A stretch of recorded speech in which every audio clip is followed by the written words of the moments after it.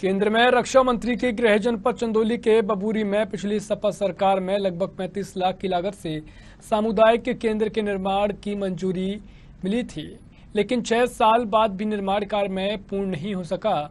वहीं वर्तमान सरकार में इसकी जांच के लिए विधानमंडल समिति की टीम ने जांच भी की, लेकिन कोई निष्कर्ष नहीं निकला। इस मामले को लेकर ब्लॉक संघर्ष समिति के संयोजक कालिदास त्रिपाठी ने स्वास्थ्य मंत्री को एक ज्ञापन भी दिया।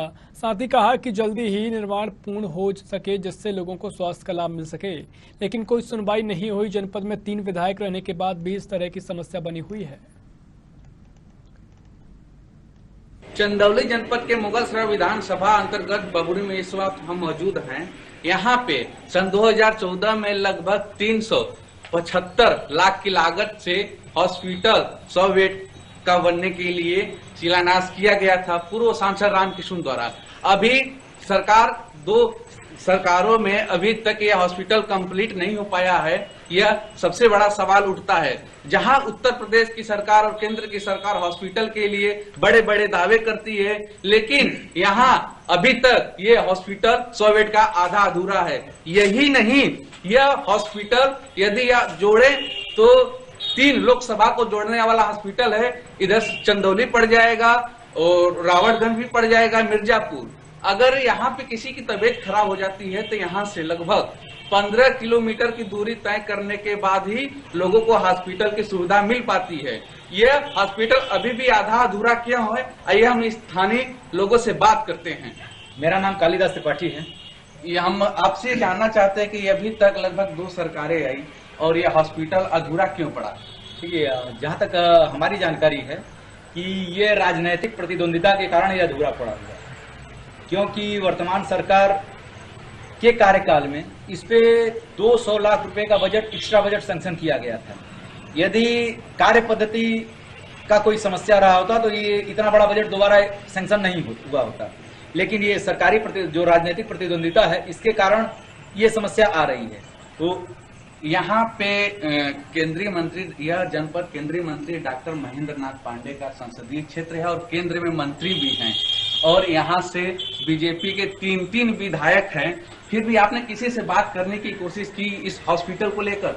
जी, हम आपको बता दें कि 2020 में 18 फरवरी 2019 को हम तत्कालीन वर्तमान स्वास्थ्य मंत्री के पास एक ज्ञापन लेकर गए थे कि महोदय, ये हमारा हॉस्पिटल अधूरा पड़ा हुआ है, हम चाहते हैं कि इसका कार्य पूरा हो जाए ताकि हमारे जो 15 किलोमीटर के रेंज में जनता रहती है उसको स्वास्थ्य लाभ मिल सके।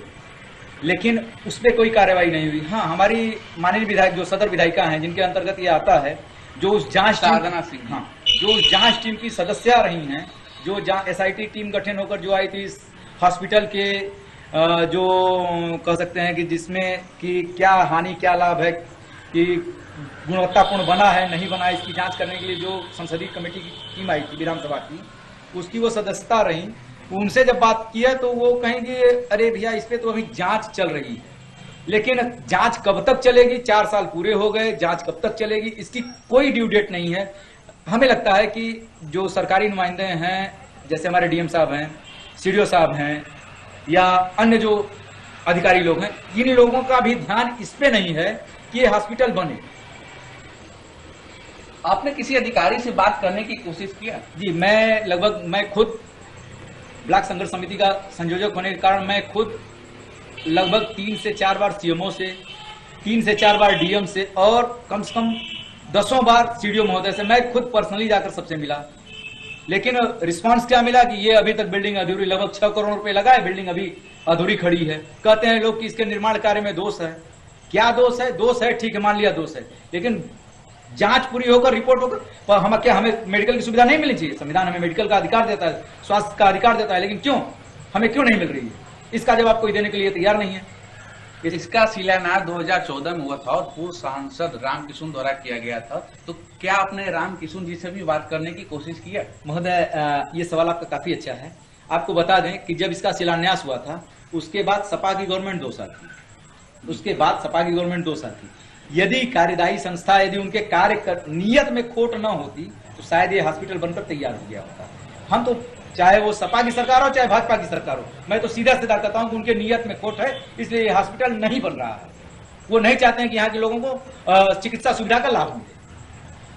हम मानते हैं कि आप कह सकते हैं कि उनके नियत में खोट है। यदि नियत में खोट रहती तो इतना बनकर तैयार क्यों होता? फिर उसके बाद सरकार चेंज हो गई तो फिर उनसे भी तो आपको मिलना चाहिए। हम पूर्व सांसद जी से भी मिले तो उनका यही कहना है कि भैया हमारी सरकार नहीं है, हम इस पे आपका क्या मदद कर सकते हैं। हमारे तरफ से जो होना था वो तो हुआ, हमने जो मदद करना है हमको लाना था हमने ला दिया। हमके भाई साहब आप ला दिए, हम मान रहे हैं कि आप ला दिए। जानते हैं कि ये जो अस्पताल है इसके रेडियस में यदि हम लोग 15 किलोमीटर का रेडियस ले लिया जाए तो 15 किलोमीटर की तरफ Mughalsarai, 15 kilometre Chakia, 15 kilometre Sahabganj, 15 kilometre Chandauli और 15 किलोमीटर है मिर्जापुर जनपद का जमालपुर थाना। तब जाकर किसी को स्वास्थ्य सुविधा है तो एक अच्छा चिकित्सक मिल सकता है। यहाँ पर एक MBBS डॉक्टर नहीं, एक अस्थायी चिकित्सालय किसी प्रकार चल रहा है, लेकिन वो भी समय उसका निर्धारित है कि इसके बीच ही मिलेंगे। यदि शाम के समय किसी की तबीयत खराब हो जाती है तो यह मानकर चलिए कि यदि गंभीर समस्या है तो उसका राम नाम सत्य होने से कोई रोक नहीं सकता है। ये हाल चंदौली जनपद की है और यहाँ पे भारतीय जनता पार्टी के 3 विधायक वर्तमान में हैं। हम अपने कैमरामैन सहयोगी से कहना चाहेंगे कि जरा इस सरिया को दिखाएं, किस तरह से सरिया में जंग लग रहा है।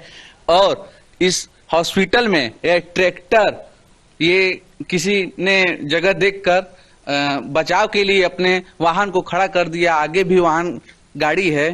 तो इस तरह का ये 100 बेड का हॉस्पिटल है। आप देख सकते हैं किस तरह से इसकी हाल है।